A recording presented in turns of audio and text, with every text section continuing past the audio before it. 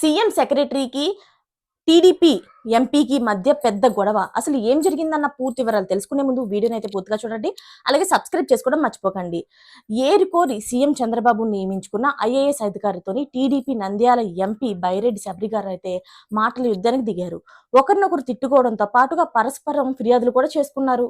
అయితే ప్రస్తుతం ముఖ్యమంత్రి కార్యాలయంలో నడుస్తున్న ఈ పంచాయతీ హాట్ టాపిక్ గా మారిపోయింది. TDP MP Sabari versus CMO కార్యదర్శి కార్తికేయ మిశ్రా ఢిల్లీలోని దారుణంగా తిట్టుకున్నారు. అయితే ఉపరాష్ట్రపతి ప్రమాణ స్వీకారం రోజే జరిగిన ఈ వాగ్వాదం వివరాలు ఇలా ఉన్నాయి. అయితే ఏంటంటే ఉపరాష్ట్రపతి ప్రమాణ స్వీకారం చేసి వచ్చిన సమయంలోని అంటే సీఎం చంద్రబాబు కలిసేందుకు ఎంపీ శబరి ఎదురు చూస్తూ ఉన్నారు.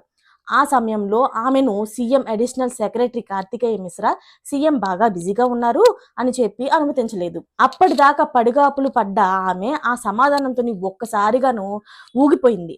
నేను ఒక ఎంపీని, నాతో ఇలాగేనా మాట్లాడేది అని గట్టిగా అరిచేశారు. దీంతో ఆయన నీలా ఎవరు కూడా నాతో ఇప్పటిదాకా ఇలా మాట్లాడలేదు అంటూ మండిపడ్డారు అతను కూడాను. ఆ ఏకవచనం పిలుపుతోని మరింత రగిలిపోయారు శబరి గారు.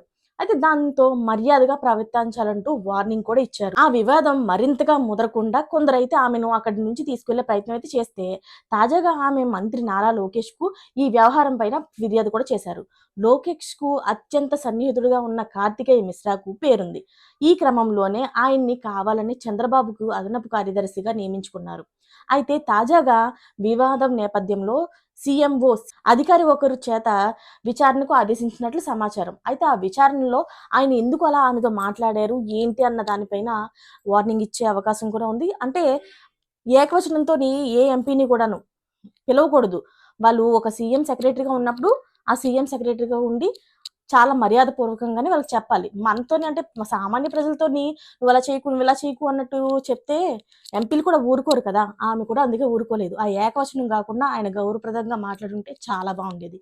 మరి మీకేమనిపిస్తుందో కామెంట్ రూపంలో తెలియజేసేయండి. Thanks for watching friends.